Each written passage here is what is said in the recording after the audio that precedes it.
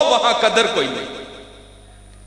یہ نوجوان نسل جس نے جو ہمارا مستقبل کا سب کچھ ہے، آج اگر کوئی رافضی بن جائے تو آپ کا کیا ہے؟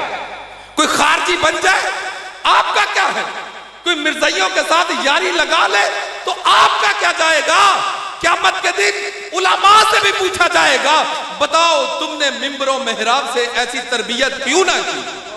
علماء کو لائن میں کھڑا کر کے پوچھا جائے گا، بتاؤ تمہارے سامعین نے تمہارے سامنے تھے، تمہارے پیچھے نمازیں پڑھتے تھے، جمعہ پڑھتے تھے، تمہاری تقریریں سنا کرتے تھے، بتاؤ تم نے ان کی تربیت کیسے کی ہے؟ آپ کو نہیں پتا جس علاقے میں ہم رہتے ہیں ہمارے چاروں طرف رافضی بھی ہیں، خارجی بھی ہیں، اور سب سے زیادہ ہماری اس علاقے میں جو دندناتے پھر رہے ہیں وہ مرزائی ہیں.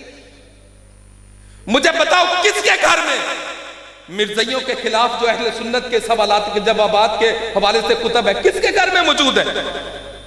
کس کے گھر میں بہار شریعت پڑھی ہو مسائل جاننے کے لیے؟